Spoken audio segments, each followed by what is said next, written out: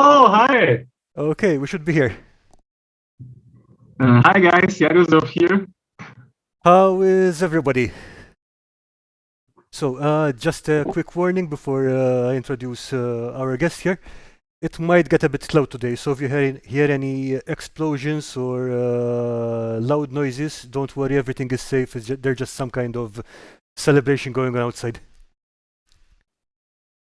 So, our guest today is Marcin from Jagelsdorf Creates. Did I pronounce that right? Jagelsdorf? Yeah, Yaroslav, that's right. Okay, so Martin has been away from YouTube for a while, but I think you're one of the first YouTube creators I connected with after I started the channel. So Really? I think so. Yeah, it's been a while. Yeah. It's been like 2 years, I think. Yeah, Yeah, that's something true. like that. Yeah.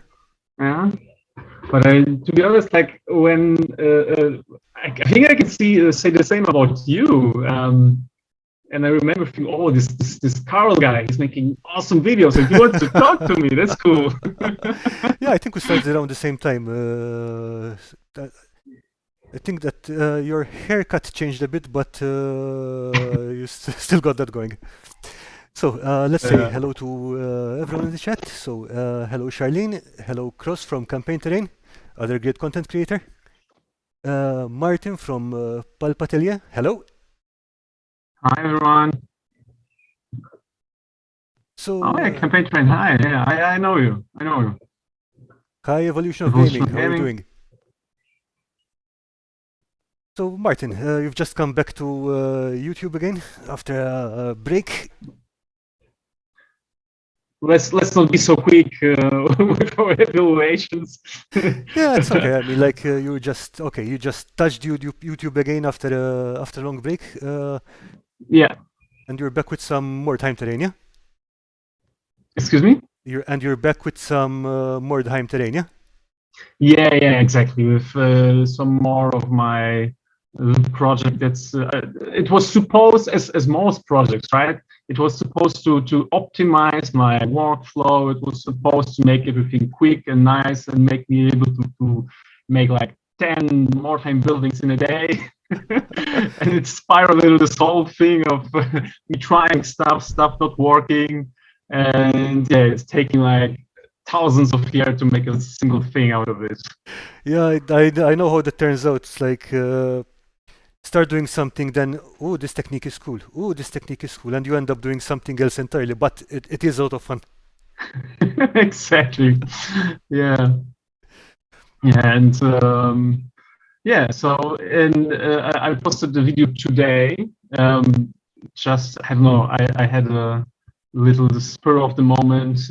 We talked a little bit of it behind the scenes. That I had the video ready for like a month, for the month now, but I kind of hesitated to post it for multiple reasons, like procrastinations, as I said, is much of it. I know, I feel kind of sometimes not really motivated. Like if I don't have something bigger to post, like multiple videos or something, I sometimes just hesitate to just, post stuff to get eaten on the internet. Yeah, I get you. Still, I mean that it turned out really nice. Those what do you call them? Those modules you made for the walls worked really well. Excuse me? I said those modules you made for the walls, those panels worked really well. Yeah, they work really well. Yeah. Thank you. I've seen your comments. I've seen your suggestions. And these were something that I thought about myself, like having the walls interlock, as you said, the bricks. I thought about it in the initial design, but then I also thought about the implications of that, because you have the way I made it, it's a flat casting of plasters. You don't have like real thickness to it. So if you would do like a corner, it would also look weird. If you had this interlocking stuff, true. You'd it have would to look make very them thicker. flat. Yeah. So the way that I actually tried to combat it, like with the bricks, for example, I've actually made 2 flat panels.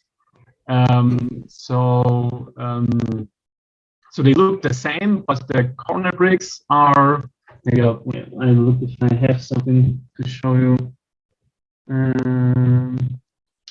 Oh yeah, like over here. 1 second. Oh, okay, yeah, I see that. So so that on one side they're longer, on the other side they're shorter, and it's these bricks. So there are 2 panels of this type, with different types of large brick on each end, so that we achieve this kind of pattern, this Z kind of pattern. And on the corners you can do like something like this. This looks good. This looks really good. Also, huge spoiler for another video, but yeah, whatever. It's going to be posted in like a half a year again, probably. So okay, people will forget. There's no rush. I see Dungeon Matron and Zane have joined us in the chat. Hi guys. Hi guys. And by the way, before I forget again, if anyone wants to throw any photos of their work in progress or finished stuff in the Discord channel, and we can have a look at it later, I'm just going to share the link again now. So anything goes, any work in progress, just throw it in there. We will be nice about it. Hey guys, just show us our stuff. Show us your stuff. I'll be glad to comment and say my very wise words about how much you suck. No, of course, no. You're all amazing, guys. Like, apropos, guys being amazing. I don't know if you have something like this as well, but I really have to watch my social media consumption.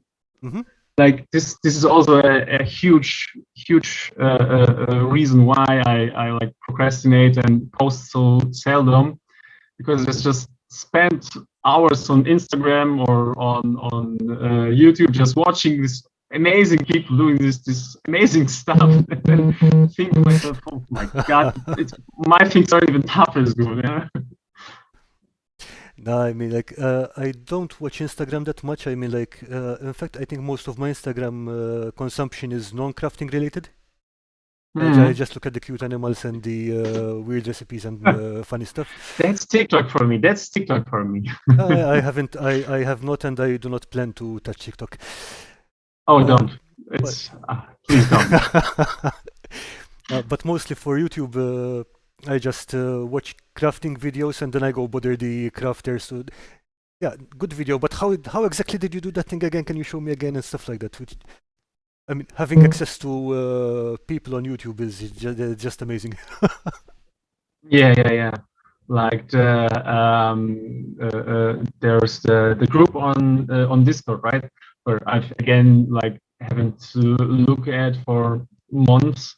But like the feedback from these people, it's just so amazing. It helped me so much. Like also with all the video stuff, the video editing, with my gear and how to plan your thumbnails and everything. I know that group in particular is very how do you say? They're very helpful. It's like if you need advice, they're going to really throw all the advice at you. Yeah. Great guys. Anyway, I know you've been busy with your new workspace.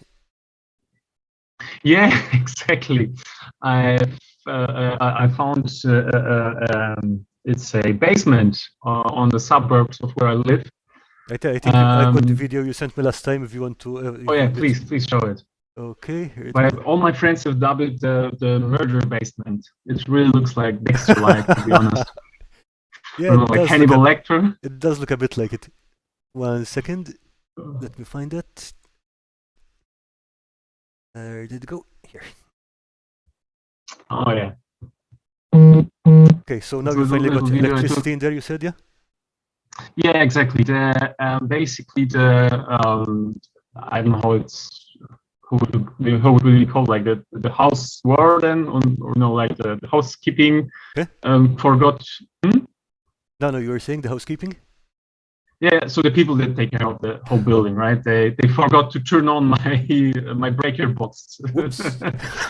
and I didn't have electricity for a month, so I basically yeah just went there, cleaned it once, and I yeah what now? um, and it took a sweet long time to respond to my messages. So that's why I just recently really started working on it, and it's really cool to have like space of your own, because like right now I'm working from my basically from my living room Yeah, with I my remember dining table. some of your earlier videos were filmed exactly where you're sitting right now. Yeah. Yeah, exactly. This was a I recently started to move the main camera around, but this is my desk, and that's where I was filming the intros for all the first videos. And you know, it was this move, right? Like, woo! Oh. That's always that's how the videos always started. And I don't know if you will be able to see it like The one in the corner. over. Uh, I'm not sure if you can see it. I don't want to show too much, but there's like this my dining table that's basically my workshop area at the moment, and this is a situation that no one in the house is happy with. Yeah, I think that you posted that short video with your wife, I think, or something like what happened to that expensive but niche hobby you started. I think that What was, exactly? I think I had posted a short video a few weeks or a few months ago. Someone saying what happened to that niche but expensive hobby that you started, and Yeah, exactly. yeah, all these things take a lot of space. Yeah, so that's it's the idea to just try to like offload some of the storage. I think you can see above the door right now. That's where I keep my buildings right now. So this is all going to there, and I'm also going to set up like my recording and all the stuff there. Yeah. Okay, so It's yeah.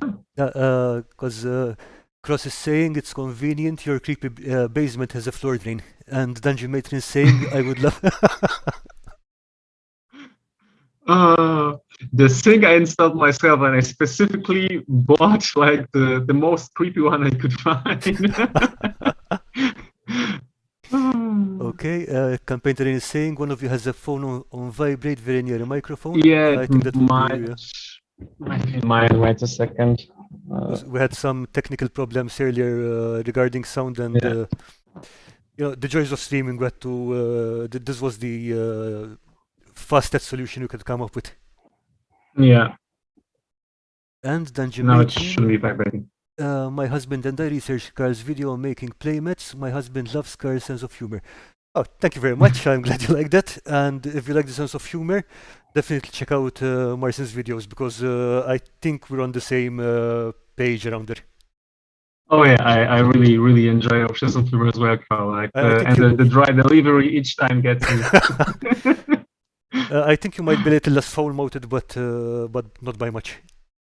What? Excuse me? I said I think you're a little less foul-mouthed than I am, but not by much. Yeah, I'm a little less foul-mouthed than you. Yeah. Oh, I don't think that there are people that are less. There are wait a minute. I don't think there are people more foul-mouthed than I am. We should have a I wouldn't. we should have a competition sometime or something. It should be fun. Oh, okay. Like just get all of our videos together and do a little countdown, right? Yeah, we could do that. No, but it's true. I try to put myself together when I'm on air, so to say. That's true. Like day to day, I'm not the one to spare words, so to say, right? But my mama taught me how to behave around people. Zane says you haven't met me. Yeah, I think join us as well. Come on, we can all have foul mouth off. Anyway. So, Marcin, tell me about your gaming. What do you play? I know you play Mordheim. What else is on your table? Well, right now I've been experimenting with Frostgrave a little bit. Mm-hmm. I don't know if you've checked it out. Yeah, I have. It's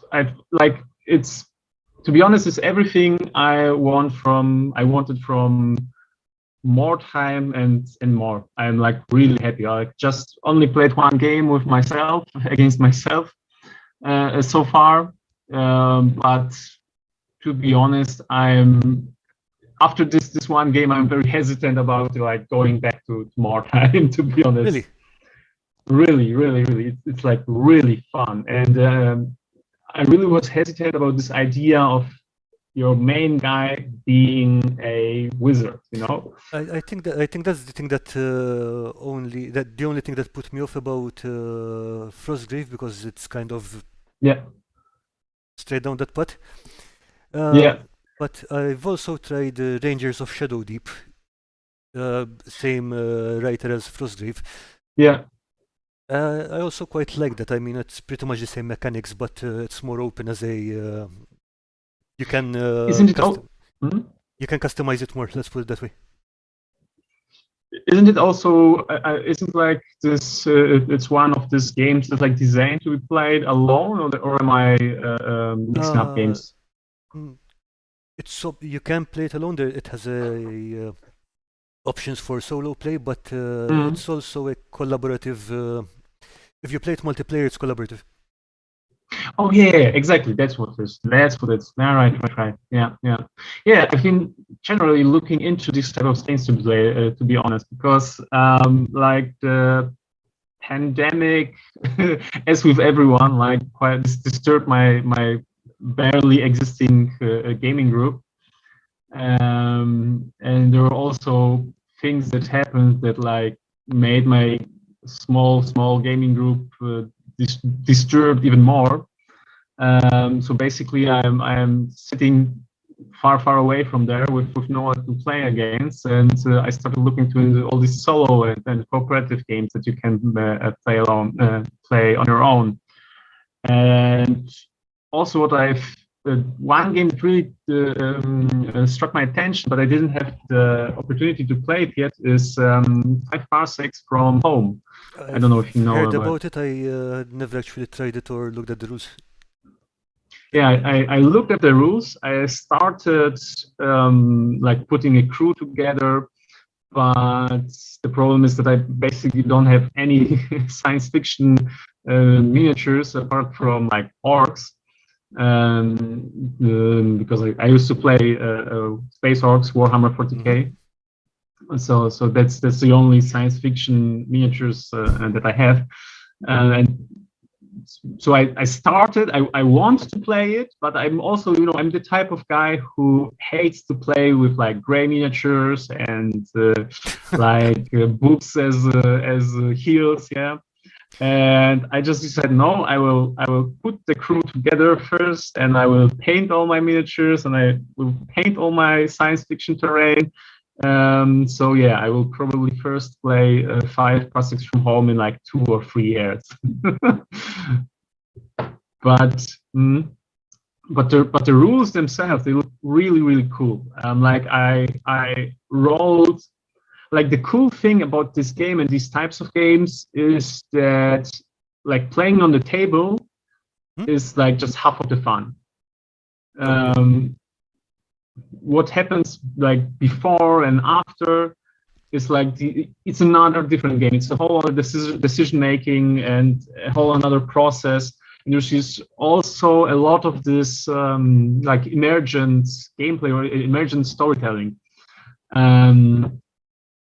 Like you basically roll you don't choose your crew, no? You roll them. All right. And basically, like with a little bit of imagination, like it's like all the puzzle pieces coming together. You know, there are like these memes of like mathematical formulas going across your head. So making a crew of these games is exactly like this. Like you roll like 5 random guys, and then you start thinking, oh, like I have this robot that comes from a distant planet, and I have this guy who also comes from a distant planet.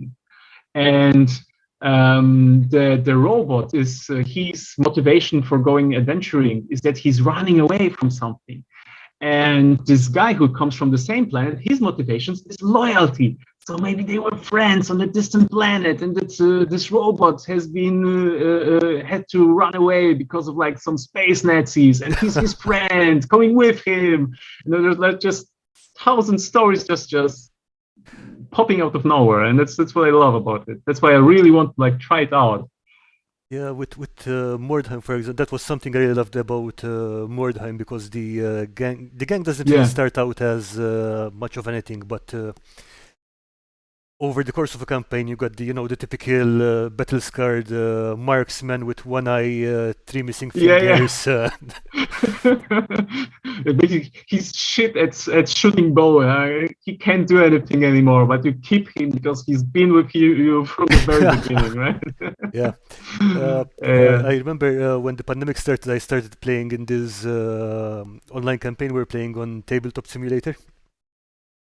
I ended up in the possibly the craziest game I have ever played, where before the game we were joking. It was like I was telling the guy, I don't be scared, but I'm really bad at rolling dice. And he replied, yeah, me too. And we're rolling for random events before every turn, and yeah, random events happened every turn. That's good. That's how it's supposed to be. So yeah, in the space of half an hour, we had rain of fish, earthquake, accidental demon summoning. I don't know what else happened, but it was a very bad afternoon in the city. But yeah, after this guy had about half his warband shoot one of my guys, and hit him about 6 times with arrows. Failed to wound him every single time, and that was and that is how the legend of Peter the Hedgehog started. Peter the Hedgehog, I love it. Oh, yeah, like my best Mordheim story is basically induced by myself, to be honest. Okay. Like I played orcs, as you do. And like I started like wanting to power game, like not really power game. You can power game playing orcs, but like I started with a sensible build. So I had like some orcs shooting arrows. I had some arrow boys, and they had their vantage point on some ruined tower, and they kept shooting like every round for like 10 rounds. Missed every shot, didn't connect anything, and there was this like giant battle in the middle, right? And the guys were like shooting, and there was this giant battle in the middle of the table, and they kept shooting, missed every shot, and at some point I decided, fuck, these are orcs, right? They won't be just looking at the battle in the middle. They want to get on there, right? And because they're orcs, the other player already had like most of the wordstone shards, so like basically didn't care. And I decided, I'm not going to be sensible with my orcs and walk them down the ladder around the tower and then charge. No, they'll just go straight. So they jumped from like, I don't know, 7 or 6 inches, I don't know, like Oh, down the like 2 or 3 stories, rolled their wonderful initiative rolls, missed them all, of course, both died or got knocked out. They kind of survived. I think they survived afterwards, but they got knocked out at this point. But yeah, they probably just landed on their heads or something. yeah. They'll be fine. Yeah, but that's the thing Oh, about. they're gonna just get a new head. Yeah, but that's the thing about playing orcs. If you playing them sensibly, you're playing them wrong. Yeah, you're doing it wrong, exactly. We also had some Skaven parkour, also very classic. Like we were playing, I think it's the I don't remember how is this scenario called, but where you basically just have like one straight road, and your both teams get at each other. Yeah, I forget what it's called in Mordheim. I know that Necromunda had a shootout scenario like that, but I can't remember what it was called in Mordheim. Yeah, it's basically like whoever breaks first wins, and it's not very tactical. But like my friend playing Skaven decided to be very tactical, and I think his assassin had like the climbing claws. So he basically had an auto success on climbing. Like only on 6 he would fail. Yeah, only on once he would fail. Oh, how I forgot. I think it's 6s. Yeah. Each time I forgot which way it works. High numbers fail. Yeah. Anyway, he decided to basically outflank me, and like he ran. He did like a matrix run, on the buildings and like behind my guys, and started getting me from behind. Yeah. Yeah, I mean, like the Skaven especially dominate the game because A, they're very fast, and B, they're very, very, very fast. Oh, they're very fast, and they can shoot a real lot. Like basically we started, because I am not to like brag or anything. I'm not that old to have like actually played Mordheim since the beginning. Yeah. I wish I could have. But I wasn't there at this time. Sadly, I have nothing. Yeah. So we basically like, it was our first time playing Mordheim ever, a few years back. And yeah, he's a big fan of the Skaven, so he of course started playing the Skaven. And he just, he, as you do, gave a quick look at all the weapon options and decided, yeah, these slingshots are kind of cool. So they, of course, equipped all his Skaven with the slingshots, and the whole campaign long, he was like running circles around me, 2 shots around, basically decimating all my guys. And yeah. After that, we decided, let's not use slingshots anymore. And the best is, afterwards, I went on like Reddit or something and started asking questions about this whole slingshot situations, and then people said, yeah, like since for 20 years we've been saying probably slingshots are OP. Yeah, I know a few groups that ban them here. What? I said I do know a few groups who ban them or just modify them anyway. Yeah. I think they've got like in the Broheim rules, in the living rules, they change them. Yeah, right. It's a little bit more sane now. It's a little bit. So, do you also do any role playing, or I know you do some cosplay, if I'm not mistaken, yeah?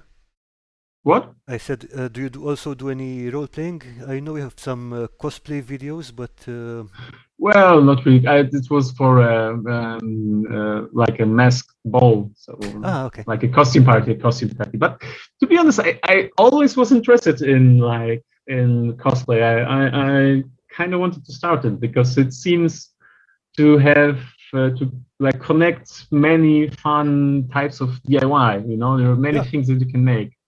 But I always thought it's a little bit too nerdy even for the nerdy me. Tina Martins joined us. Hi, Tina. Hi. Ah, Tina Martins. Hi. And what's your relationship with cosplaying? No, I just look at it from a distance. Look it from a distance and like with a like 10-foot pole, like boing boing. No, I mean, like, I really admire the craft and the artistry that goes into it, but it's not something that I would want to do. Yeah, like the artistry and the craft is what pulls me in. And like recently I've been thinking about making myself like a set of antlers. Like it's right now a big thing that like it's my mind all the time. I don't know, it's just seems kind of cool to like make something you can wear, and I don't know, it's Yeah. something like big scale, not just like the minis that we do. I mean, that's always You go smaller, yeah. You keep getting smaller with your 10 millimeter stuff. I go the other way. I'm playing real scale right now. Yeah, I do craft a few things, but I think the only wearable thing I crafted for myself was a gauntlet. A gauntlet. Yeah. Oh, cool! Like a real metal gauntlet, No, or leather, padded leather. nice. Yeah, right. But you do fencing, right? Yeah, yeah. So it's like a practical for you. Yeah, I had a problem basically. I couldn't get a good grip on one of my swords with the normal gloves I had. Hmm.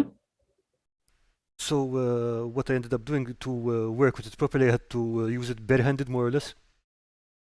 Oh, but I hear it's not a wise idea to use a sword barehanded.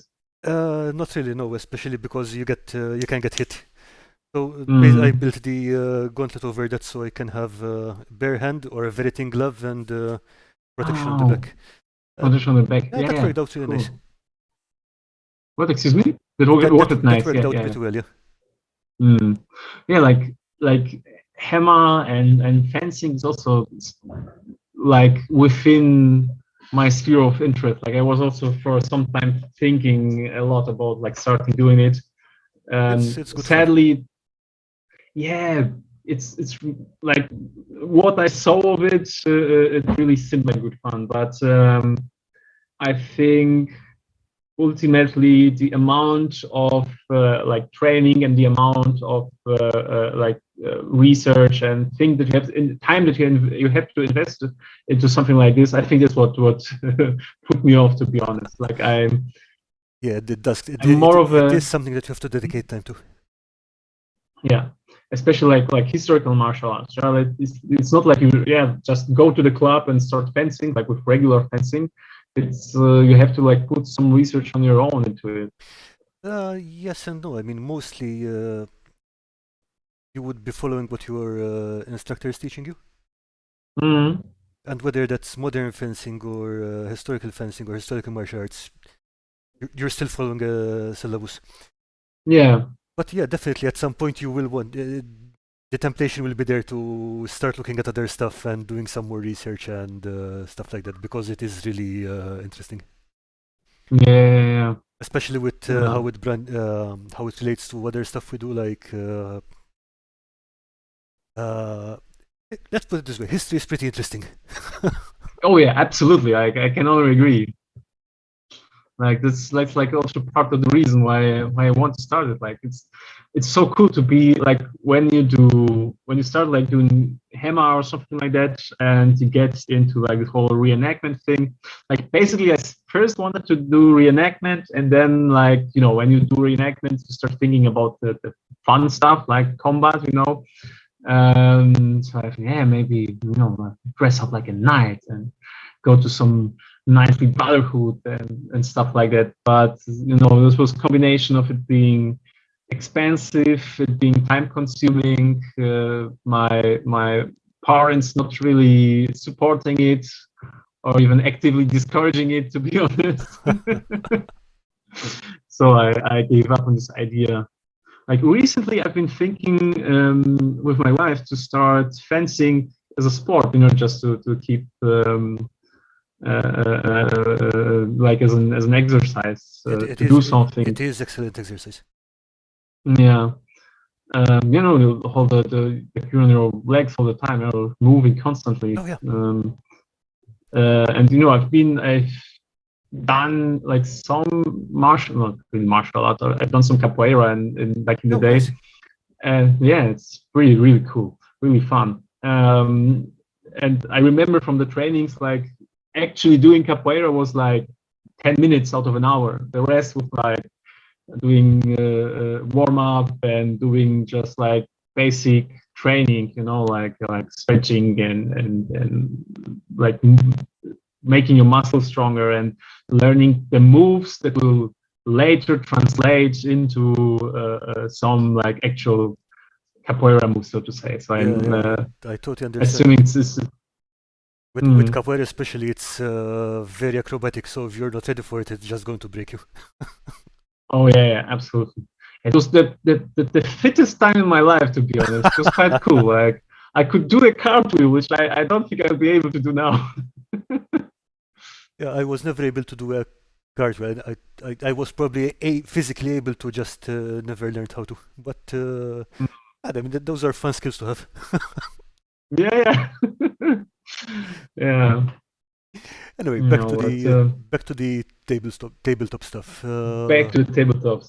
So talking tabletop RPGs. Like right now, I'm playing two games, or playing one game and just started another.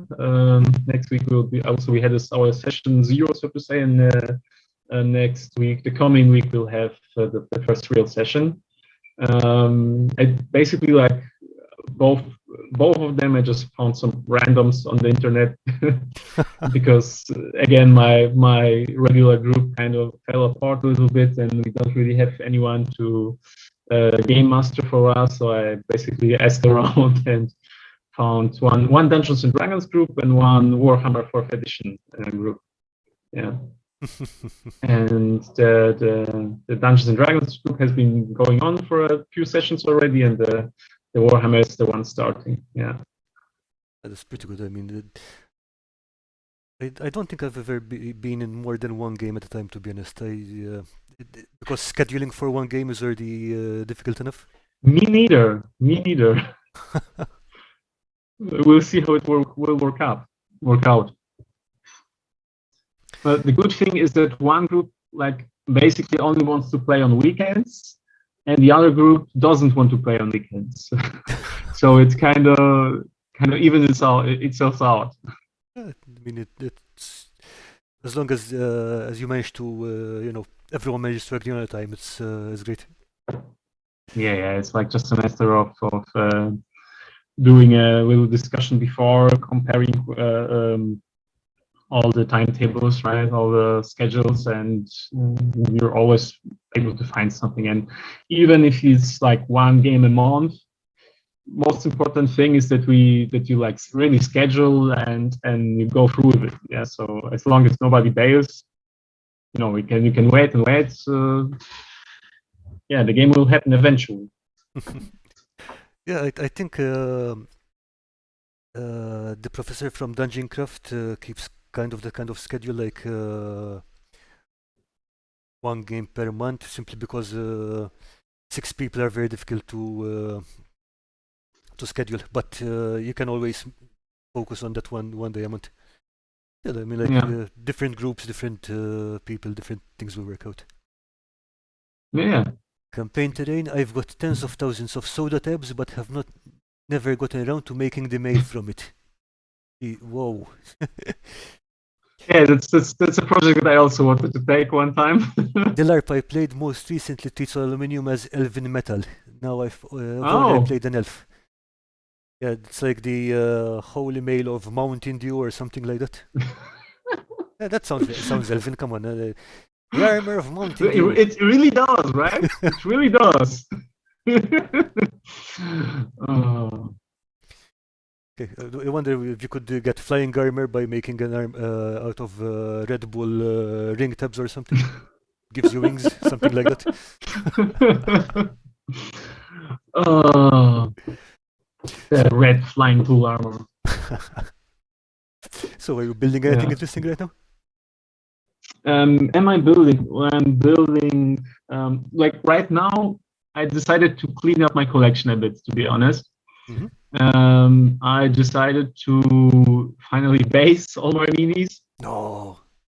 I've been working on that. Like I've made like 40 bases recently, and I always sucked in bases. I don't know what's if you have like a method for them, but I never get them quite right. For basing miniatures? Yeah. Yeah, I used to hate it, honestly. It's like you Mm. finish painting a miniature and you want to do the base, and it's like, yeah, I'll do it later or just run. So what I started experimenting with was doing the bases first. Mm. Yeah. Mm. Uh, Like that's what I'm doing now. I'm like making a batch of like 20 bases, and I decided not to care like, oh, does it fit with the, I try to make like my Skaven, right? I base them on like on some like city tiles, right? mhm. And I try to do like little graves for my undead and stuff like that, like little accents. But I decided like it's not really worth the time and investment, and I get fed up with it too easily. And I think it's better to like it's about managing expectation. Let's Yeah, of course. in the end. Uh, It's hmm? I mean, it's a difference if you want to do bases for 40 of the same thing, then you have to keep it very Yeah, simple. yeah. This, but I'm still like in these skirmish range of miniatures, right? So it's not like 100 minis that I have to base, like, or maybe like my whole collection that I want to base is like 100 minis, and I have like 20 or 30 left, right? But I was never good at like painting huge batches and like huge units. Like it's also one of the reasons why I like stopped playing like all these bigger games like Warhammer 40K, Yeah, I Fantasy get you. Battle. I mean, Yeah. I tried a few times. It gets better with some practice, But especially. at some point it's simply not fun, at least not for me. Yeah, that's what I was going to say. I mean, like it's doable, but Yeah. Yeah. And also like I started um like my attention span is basically worse than a goldfish, right? Um, and what I decided, or what I've seen that really helped me being consistent with like painting at all, hmm? is to like really follow. Like it will sound stupid, but really follow your heart. What do you mean? It's I stopped thinking that okay, today I'm going to paint the units of skeletons till the end, right? This was like Okay. my plan for before, right? That's how I try to paint miniatures. But right now I'm more like I look at my collections and I look like which model is cool, which model I'd like to paint today, right? And that's the one that I tackle. Yeah, I mean, it's a good way to do it. And Yeah, like you like said, it it's works best if you're with, painting individual miniatures rather than batches of 40 or 50. yeah, like really painting in batches, like all basically all tutorial videos about getting over your miniature painting drought and painting your teams quickly. They all say, yeah, batch painting, batch painting. That's the way to do it. But like, I hate it so fucking much, really. It's like when I have like 10 skeletons and paint like the red paint on each other, red paint, black paint, black paint, black paint, and the bone. It's like I feel like a machine at this point, and it's no fun anymore. Yeah, the only reason I would recommend batch painting really is, apart if you need to paint a large number of miniatures, uh, Mm. is for practice. Like Mm, basically for a beginner, like okay, you really need to get the yeah, techniques down, like learn to put down a base coat, learn to dry brush, learn to highlight. yeah. If you're going to do it on 50 different miniatures, it's going to take X amount of time. If you're just putting in the practice on 50 of the same miniature, Yeah, and you can compare the different results, then I think it's much easier to learn from. But maybe. Yeah. purely for the enjoyment of painting, definitely prefer painting one by one. Yeah. But what I think what I want to say and like the what I want to communicate is like that the batch paint. I understand that there are people for whom batch painting works wonderfully, but what I think I want to communicate is that you shouldn't like feel bad if it doesn't work for you.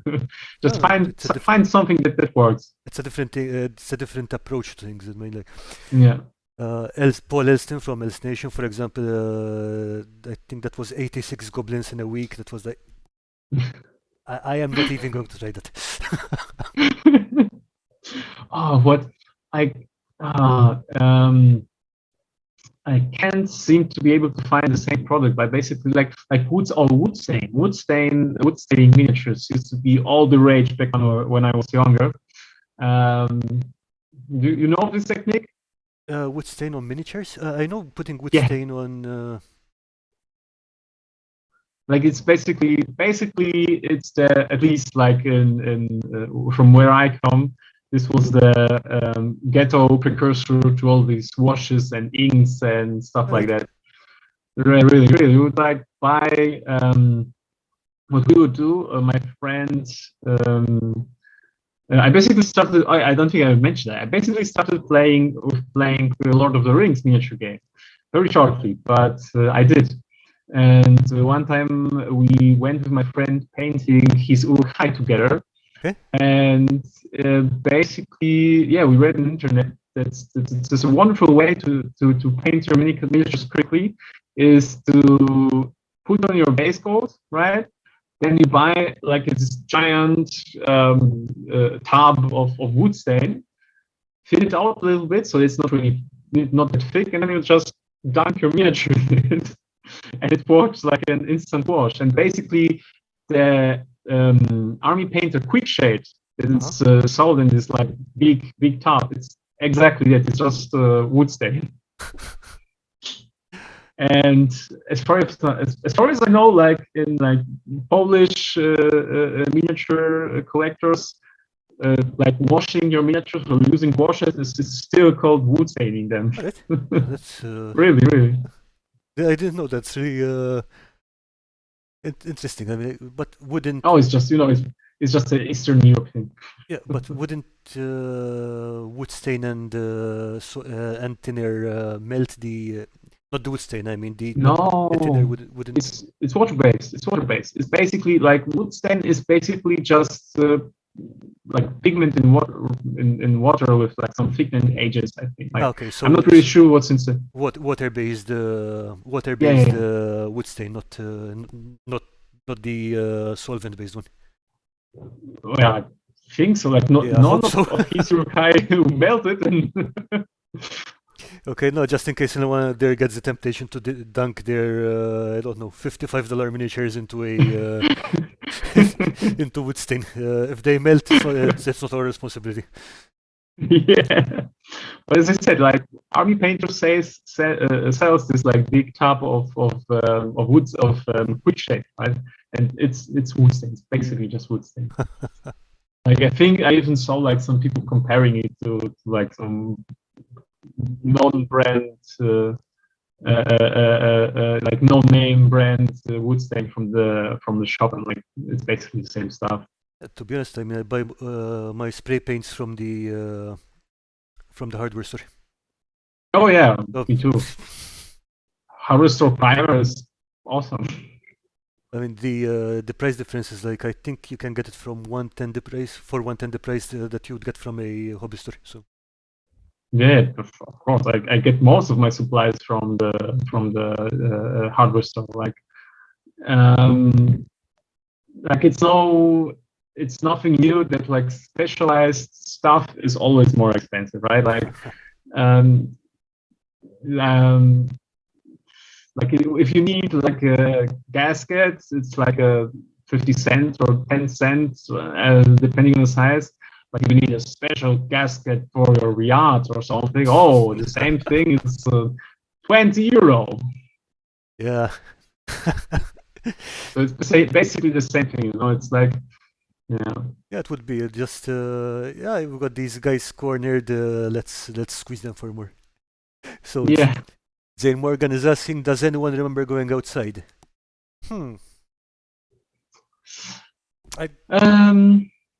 Vaguely, yeah. I have to go to work, so on the way, like between like one dinner and the other, yeah, there was like 10-minute period of being outside. Yes, so sadly. Okay, Dungeon Matron says the guild build was a good motivation for me. Yeah, the guild build is on the Tabletop Crafters Guild has been a good source of motivation and ideas of what to build. It's been fun. I'm not sure what happened with the current guild build, but I think it's still open.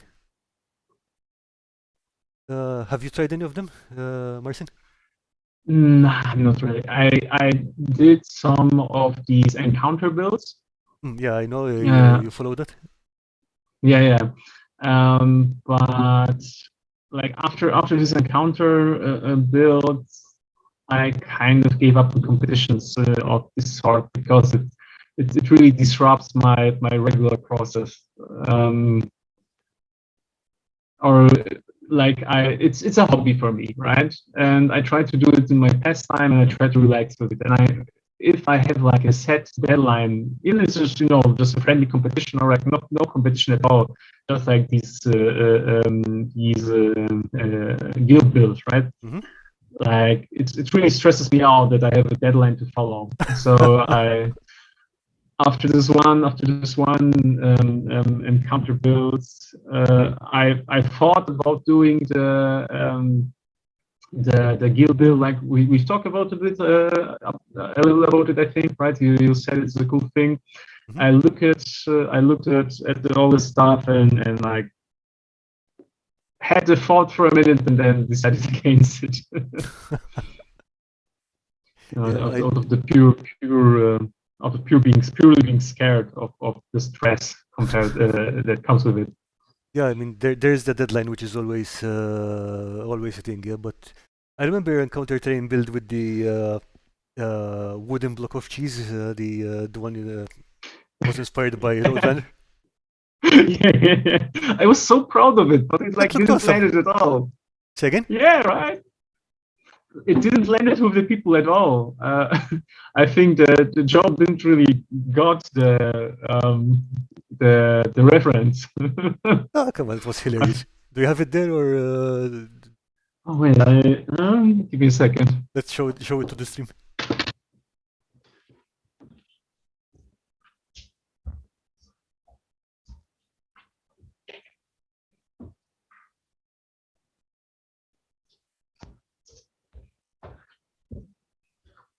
So, meantime, campaign terrain. I'm. Sorry, so fast. I've stripped the miniatures since to reuse. Okay. But that's the build. Wait a second. Try to position in the camera. Yeah.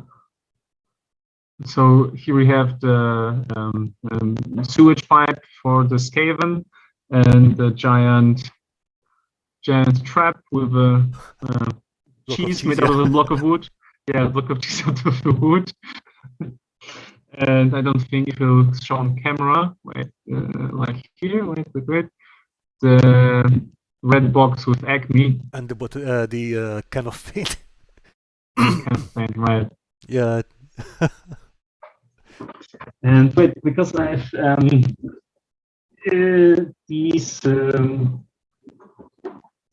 this diorama basically was a victim of me trying to base all my main miniatures, and I decided, yeah, these miniatures from this also need to be based.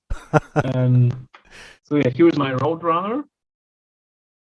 I don't know if you'll be. You can put your hand behind it, or. Yeah, I'll try.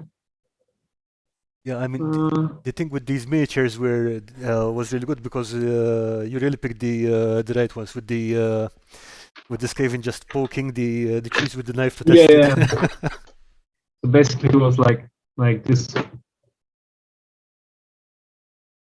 poking the cheese. Then Maton, hey, look, Zane broke in sewage pipes. Yeah, Zane has been modeling a whole set of 3D printable sewer tiles. I think that one wasn't 3D printed though. I think you made it with a 3D pen, yeah? A free pen, exactly. To be honest, I am using it way too seldom, the 3D pen. It's really cool. It's a little bit of hassle to use, but it's a really cool thing. And when it comes to 3D printing terrain, I try to avoid it, to be honest. Like, let me show you the Wile E. Coyote guy. Like, he doesn't scream Wile E. Coyote. The problem is I don't think this. I have basically my camera is my phone, and I don't think it has autofocus on this. So I think this is the problem. So he was standing like back there. To the yeah. And he was holding to the stones and hiding behind them, waiting patiently. Yeah, little rat catcher. I mean, I found it hilarious. Yeah, so did I. Thank you. So you were saying about the 3D pen, you try to avoid using it for terrain?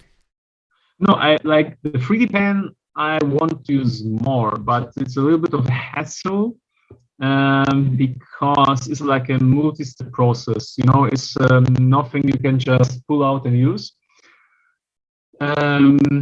You need to like smooth it out afterwards. I think I've done in a few videos whenever I use it.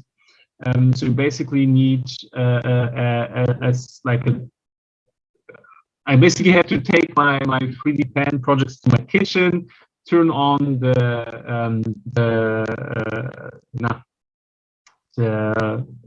thing that blows the air out. You know, the ventilator. Okay. Oh yeah, the ventilator. And so that to get rid of the fumes, right? Because you have to take a wood burning iron and try to smooth it out, like, you know, when you use a 3D pen, it also comes in layers, like from a 3D paint printer. So it's from what I could understand, it's like using a 3D printer but manually. Yeah, exactly. It's like using a hot glue gun. It's like using a hot glue gun to build something. It's basically the same. So you also build like these layers around it, but these aren't, you can't like control it. That's good because you don't have a processor in your head like a 3D printer has. So you end up with these really uneven layers, right? And it looks like nothing. And to like smooth it out, you need to take something hot and make it flat again. And I found that making it like really smooth and flat is a huge hassle and it takes super long time, and it's basically not worth it. But what you can achieve perfectly with a 3D pen is this texture, like on this one, right? That you have this a little bit of a rough texture and a little bit of a dry brush, like it's all the detail out. It's amazing for like these iron types. And I want to use it on some trees. I think like the tree bark texture would be also wonderfully made with it. And also you can, you know, adjust the branches with some heat, so you can like make a skeleton first and then use some heat to adjust the branches how you need them. I don't know. I mean, like definitely the texture would turn out interesting. So yeah, I have a whole, I think like everyone, I have a whole sketchbook full of like terrain ideas and video ideas. And one of the plans is making like a huge, like basically a park, you know, a modular park with like footpaths and stuff like that. And for this, I will be definitely trying to make trees with the 3D pen. It's really cool. Yeah, I was mentioning it's definitely something to try out. I've also seen recently, I think Zane is a big fan of them, and I think Joe from Encounter Terrain came up with the idea of using heated pipe cleaners to make the tree texture. Yeah. Makes out a nice texture. And what I found recently is that toilet paper soaked in PVA glue makes excellent textures as well. So yeah, it's amazing. There's one thing that I don't like about pipe cleaners, and that they're a little bit thick, and that you get a very uniform tree with them. Okay. Like I've made a few trees out of wire, a few wire trees, and I find it like using pipe cleaner is easier and it's quicker, yeah. But if you want to have like something with more variability, like somewhat smaller branches, it doesn't look that well. Pipe cleaner trees are not my favorite, to be honest. I see the usefulness of them. I see how they're cool, but they're not for me, to be honest. Yeah, I think they might work better for features rather than if you wanted to make a whole forest. Well, I would say the other way around, to be honest. Yeah. I think it would be better to make a forest with the pipe cleaners because you can do it quickly and you have the texture already in there. And when you make like a 50 of your trees, it's not that important that each tree has like a small branches and stuff. Yeah, fair enough. I was thinking more for getting the variety rather than. But I think you're right. If you have so many of them, the variety will get lost anyway. Yeah, true. I see a little pipe cleaner discussion in the chat. I'm the only person on the planet who sucks at pipe cleaner trees, says Campaign Terrain. I should wiggle my mic. Why? I think the sound is coming across a bit crackly, I think. So maybe... No, I don't think it's anything I can do about it. I think it's just just to show people, I have this beautiful, wonderful microphone, all professional, but for some reason Zoom doesn't detect it. So I'm using my phone, which is also my cam, my internet cam. And my microphone at the moment, so yeah. Oh, let's see. Dungeon Matron, I wonder if connecting plastic tubes and straws together and filling it with expanding spray foam would work for a tree. Yeah, possibly, but you could just put the straws together and light them on fire, and it would also give you a tree. 1 second. I should have one that I never finished basing. Here we are.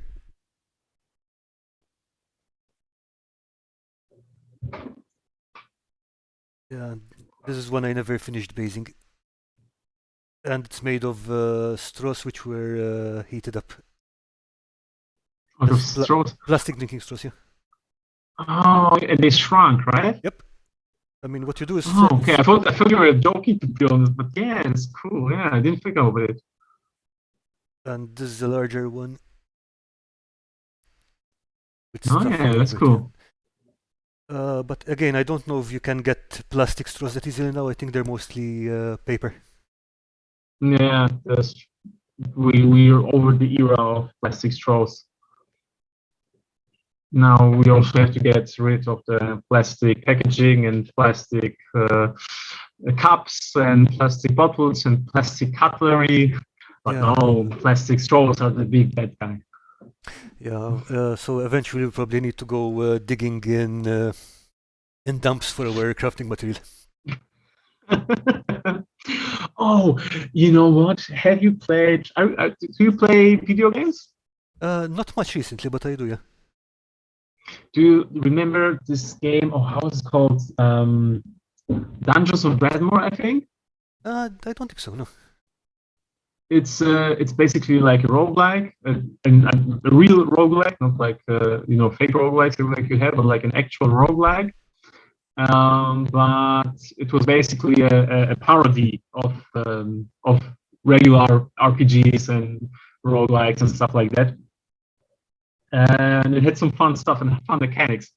But what I've thought about right now is that they used to have, like various magical ores, right? And the first magical ore that you would find, it was called like, I don't know if it was. I think they just straight up with it, and I think they really just called it plastic. Like the first magical ore was just plastic. It was mined by dwarves from an ancient ore of old humans from the bygone age or something like that. Sounds like fun. What did you say it was called again? I think Dungeons of Dreadmore or something like that. Wait, I should have it in my Steam library. That sounds like fun. One thing I remember like that was the Bard's Tale. It's got this. Yeah, I didn't. I never really played it. I played it a little bit. I got it on my phone. I tried to play it on the phone because I never. I think it only came out on PlayStation, right? I don't No, think it's it came out also on PC. also on PC.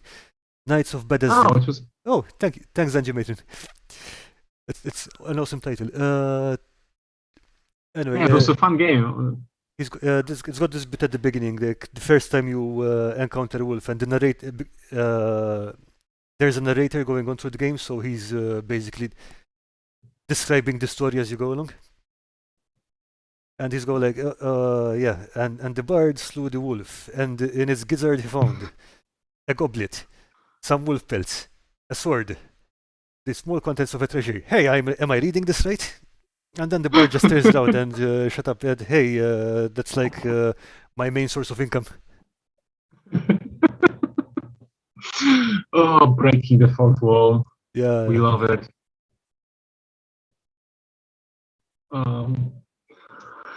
Yeah. How are your tabletop RPGs? Haven't Are you played. playing currently? Haven't played an RPG recently. Not in the last 7 or 8 years, I would say. Oh man. Yeah, scheduling. You're rusty. Oh yeah, I'm very rusty. But scheduling is a nightmare right now. So mostly I'm on to solo wargaming at the moment for the last few years at least. Yeah, as I said, it hasn't been much different for me when it's come to wargaming at least.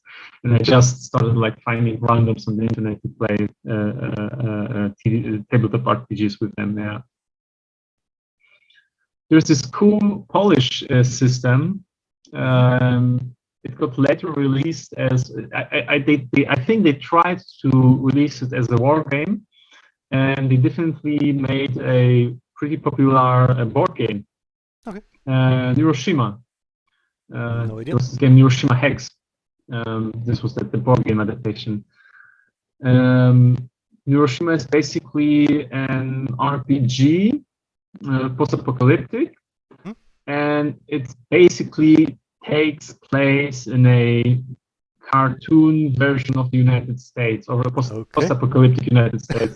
Like, not really cartoon in the sense that the people from New York are all really motivated, happy-go-lucky guys who try to rebuild the world with their great attitude. So kind of super stereotyped and things like that? Yeah, exactly. And the Texans are all cowboys, riding mutants and lassoing them together, and stuff like that. Is there a Florida man? Is there a Florida man? There is a Florida man. Of course, there's a Florida man. Of course, there's Florida man, and I think like each.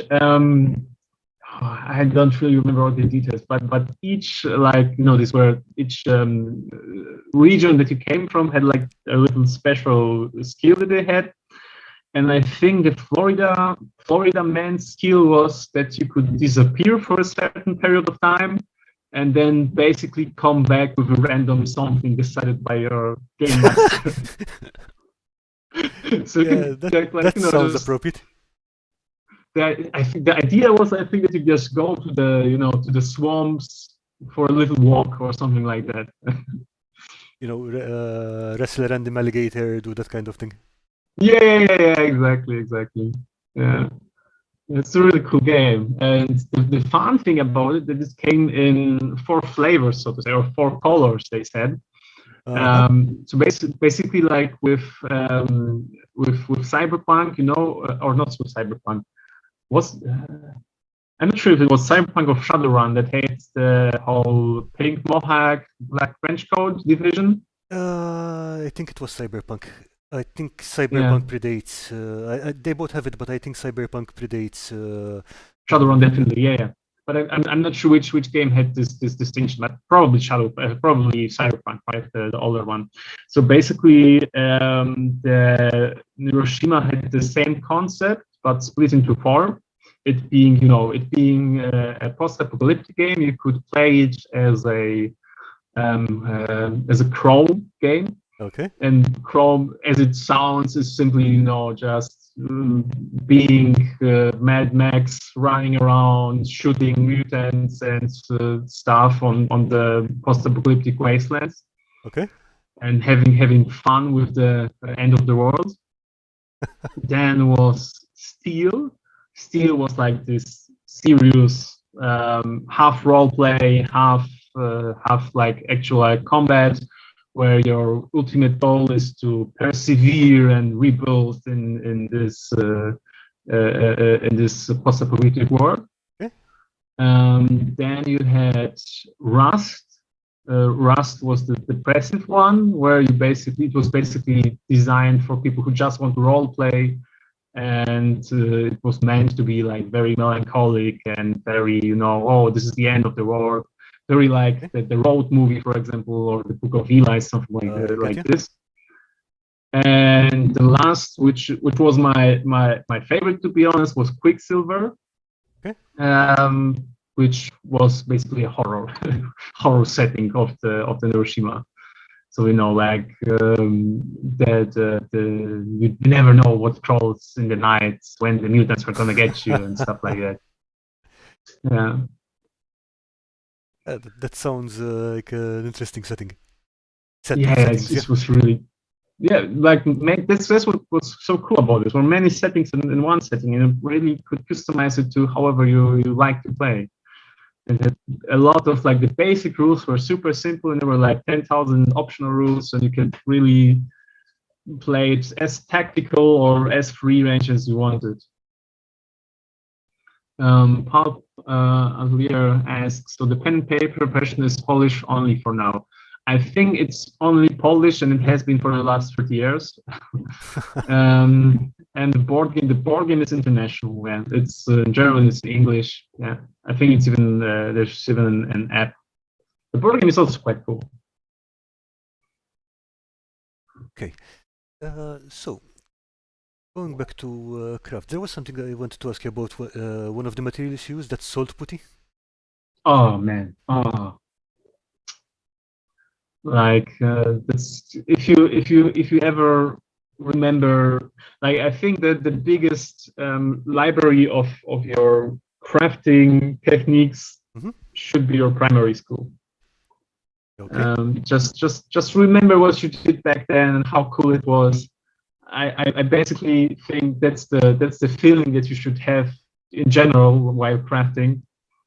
And the teachers that used craft, that made crafts with you back then, they knew their shit, right? And they had some good ideas. And like you have to go back, it's like 20, 30 years back when were you this little high, and remember what you did there. And that's basically how I stumbled into the salt putty idea. Okay. I feel bad now because I don't think we did crafts when I was in primary school. Oh, you didn't do crafts when you were. Oh, that was my favorite. This was my favorite subject in school, man. That it was a while ago, so probably we're, I don't know, digging up coal or something like that. I'm not sure. It's been a while. Oh So, no, like this, like crafts. The crafts lesson at school is where I discovered PVA glue first. So it was really. It really helped in my later stages of DIY development. all right. Yeah, make terrains for macaroni. Exactly. Like all this tyrannid and underdog terrain using macaroni and using the shells of nuts. Exactly. Like we're all big children deep down the heart. Yeah. Yeah, that's the thing. I mean, for example, pistachio shells, pistachio Yeah. shells. I never actually thought to use them until I saw Earth Membrick doing it. Yeah. I was Earthman like, brick oh stuff yeah, is so creative. that's a material. Yeah, like everything. Like my biggest problem, I try to reduce this problem, but I think as most crafters, I simply refuse to throw anything away.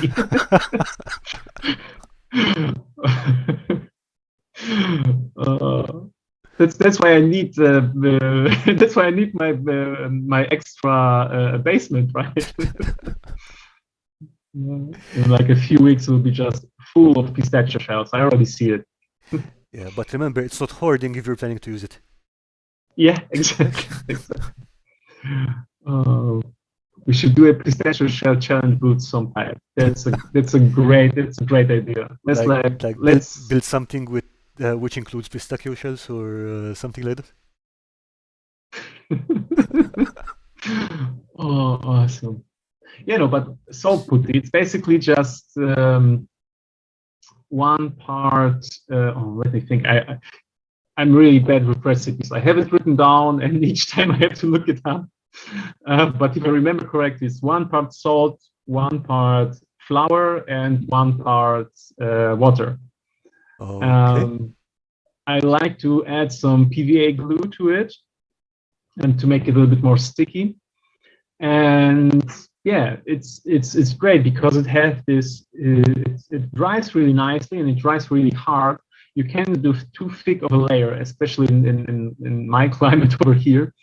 It tends not to dry properly when you put too thick of Okay. a layer.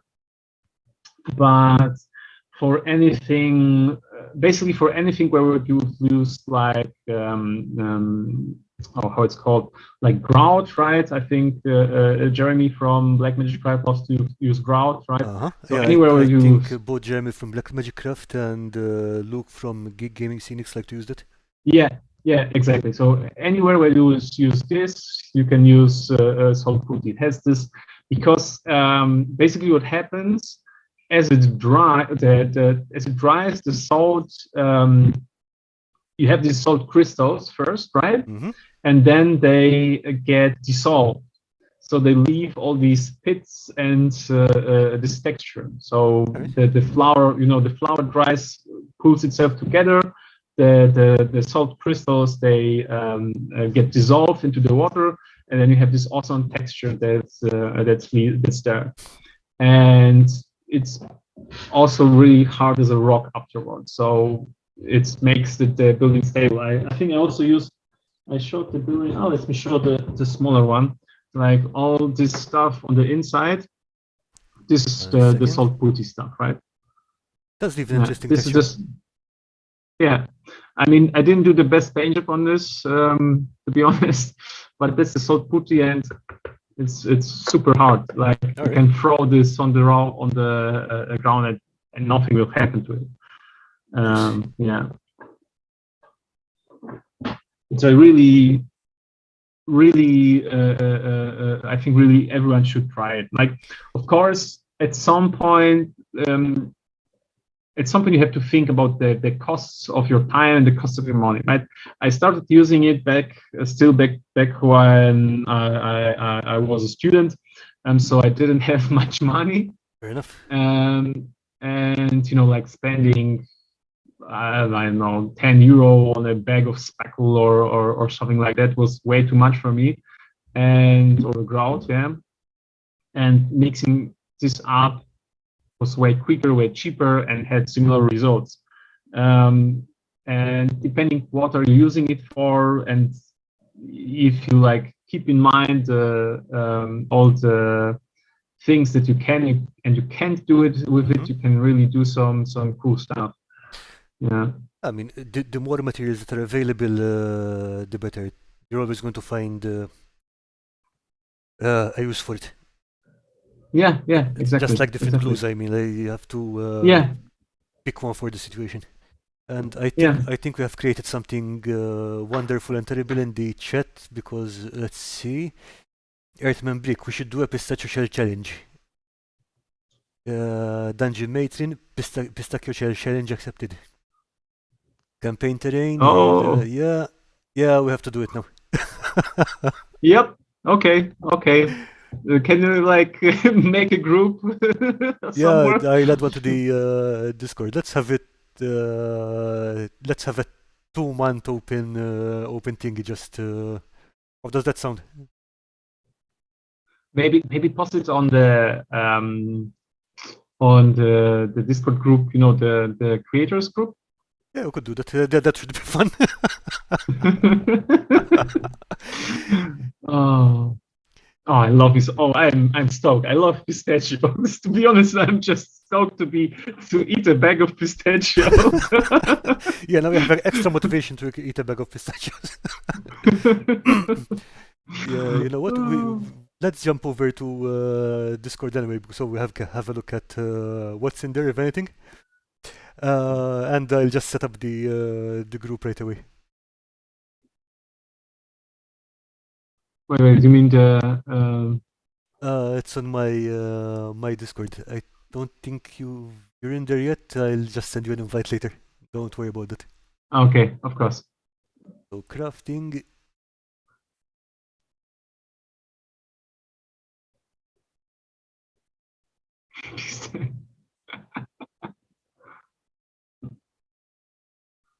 Oh, I'm loving it. Okay. It's great. Boom. So now that's going to happen, and let's say it's till this event. It's April. No, it's March, April, May. Let's say it's open to the end of May, and then we'll see what The everyone end of comes up May. with. So that deadline is May the 31st. I'm lazy. Let's do it May, end of May, May 31st. Yeah, that's what you say. Yeah, Okay, yeah. sorry, I thought you said first. No. No, very good, very good. That's very good because I should have a bit of time until then. You should have managed to eat some pistachios by then. Oh, I don't. Oh, there's Easter is on the way, so yeah, eating pistachios won't be a problem. Good, good. So let's see the. Oh, we have some pieces in here from Earthman Brick.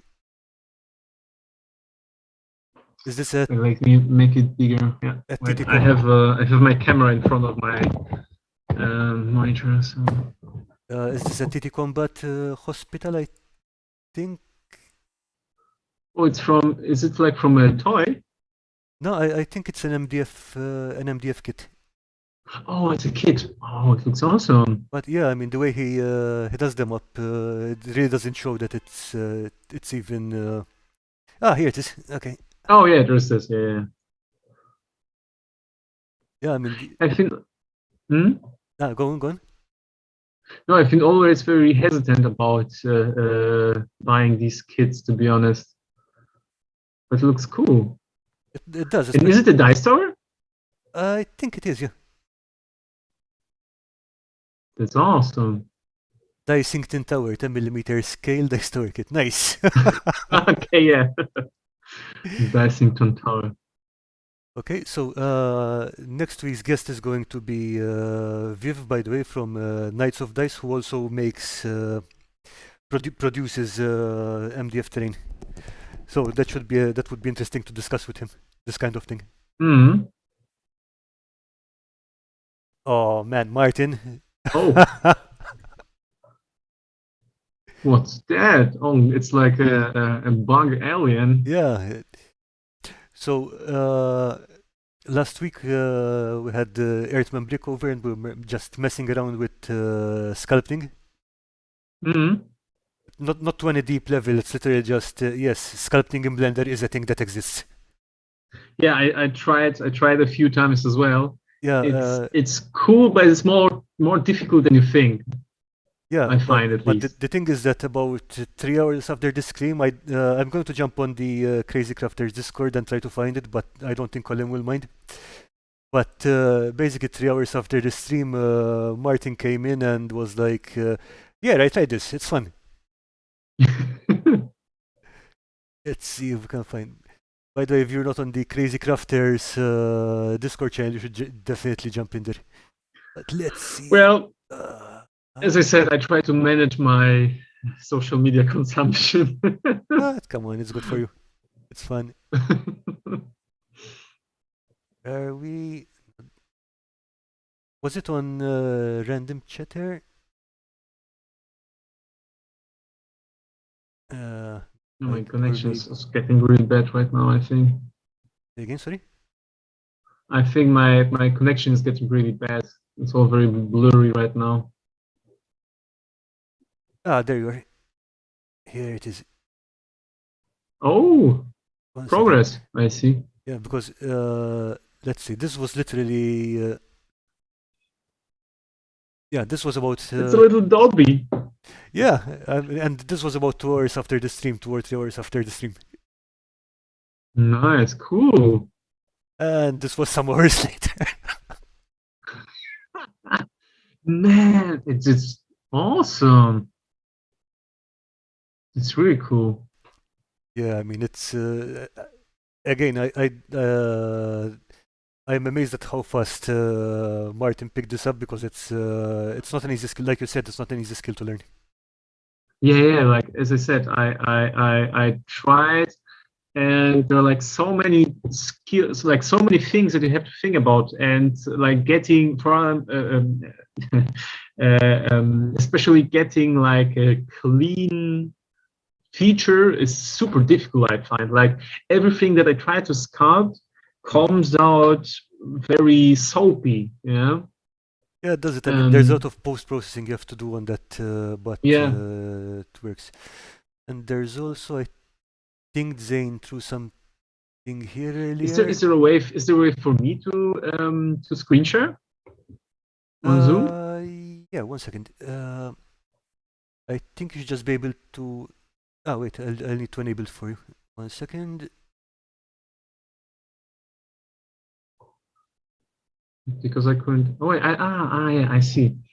I'll show you something that I've been working on.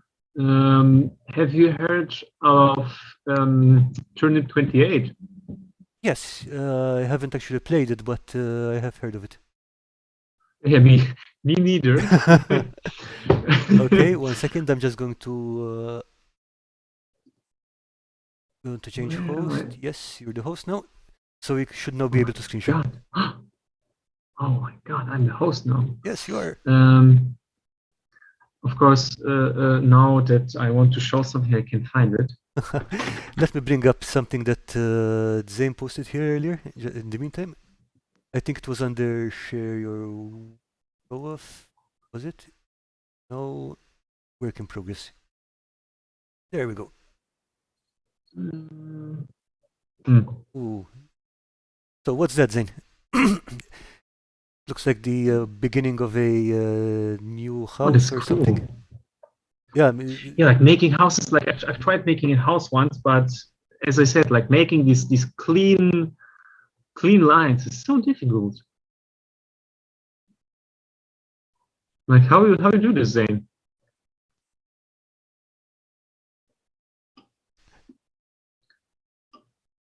and if you look at his channel, there's a lot of sculpting tips and stuff, but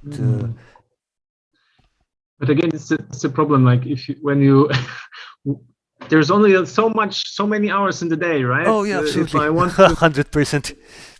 if I want to paint my army and baste it and make a video and sculpt something, right? It's like someone's got to give. Zane But says I did. that cottage is a test. Oh, it's a Man, test. that's a very Sorry, good test. Can I share now? Oh yeah, go Something? ahead. Yeah. Oh, does it work? Yes, 1 second. I'll just need to rescale this. Okay, we can see it now. I think no, it will be alright. That's really good. Yeah. Yeah. So that's what I've been working on for my wife as a little adornment. A little. It's supposed to be a how do you call it? A griffin head. Yeah, exactly. But like, look at the beak. It looks like soap. I hate it. Yeah, I think you can do some stuff with the sharpening tools and things like that. But again, it's a question of iterating over it. Maybe it's Zane. I don't know if you have any tips for this. I mean, your advice on this is always appreciated. Basically, Zane is Stop. Zane is the go-to person for 2D. If something gets stuck, Okay. he's the person I scream to for help. Okay, I'll look into it, or not. Very probably I won't look into it, to be honest, because of time constraints. But good to know. Good to know that we have a specialist to ask questions. Yeah, you've built up quite following, Karl. Really cool. That's not a question of following. It's a bunch of people I like to hang Yeah, around with. community. Yeah. Yeah, I mean it's potatoes. So these are the other kids that Pinch to make one, I got. Oh, so these are the kids that Earthmembry got to try out. So I'm definitely looking forward to see how it works out with those vehicles. Are you planning to do them up as they are, or just going to turn them into orky stuff? Oh, I'm hoping he occupies it. It's I mean, just look at these trucks. Yeah, I with mean, double K trucks with double K. These are like perfect trucks with double K. I'll be honest. An orky dumpster truck would be magnificent. Oh, in one of the recent, or not so recent, White Dwarfs, there was a wonderful build of a orc battle wagon. But basically, it was like made as a fast food. As a what? Sorry. As a fast food. Oh. So like a food truck, right? And I think there's one American brand, Five Guys. Okay. So it basically was the same style as they have, but called Five Boys, of course. And there was like there was a price printed on it with like some food, one thief. Lots of food, lots of thief. Sorry. You know what I'm thinking would be hilarious? The Pizza Express car that shows up in a lot of Pixar movies, and it's basically a car with a kind of rocket logo on top of on the roof. Yeah. Hmm? Orcifying that would be fun. Oh, that would be cool. Oh, recently I saw on Reddit the crew of Toy Story as Warhammer 40k characters. It was very fun. The Z guy as a Necron warlord, of course, Buzz Lightyear as a space marine, stuff like that. Really cool work, and there's so many talented people out there. It's amazing. Yeah, it's funny how these things leak around, because I think I've also seen it done with different TV shows and other shows like that. Yeah. Every now and then you find something like that. It's really cool. Reddit is a strange and wonderful place. Like recently, I've had I wanted to play more time online on Tabletop Simulator, just like you did, just like you say you do. But like for some reason, the group I found were all people from the United States. So basically, they all wanted to play at 2 a.m. for me. Yeah. So I left, but I whipped up an orc team, an orc warband, themed around the Fellowship of the Ring. And I thought it would be also like a cool concept to make, the hobbits as goblins. And I think I took a troll as a big guy, right? And I think I called him like Trollogas or something like that. So making a Legolas troll would be fun. Yeah. Yeah. Okay. Fair enough. That would work. Maybe sometime. Yeah. No, Mike isn't in this stream. Otherwise, he might be changing colors right now. He's our Lord of the Rings guy. So, okay. Yeah, you know, we can just play. You can just play Lord of the Rings with orcs. You know, I don't see anything wrong in that.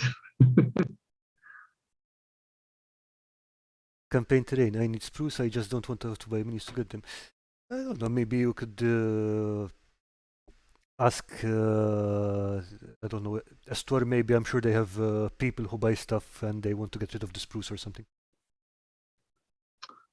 Spruce are the. It's a commodity. Oh yeah. I would never give away my spruce. Yeah, but you know there are people who actually don't use them. It's incredible. Crazy. Yeah. Crazy talk. What is the world coming to? Okay, guys, it's coming up to 8:30 here, so I think we're going to wrap this up soon. Oh man, it's like we whizzed through the time. I had no idea. It was fun. Yeah, it's really fun. We have to do this again. Yeah, anytime you want to come back on stream, just send me a message or something. Maybe we'll try to experiment with your microphone earlier, so we can get it working.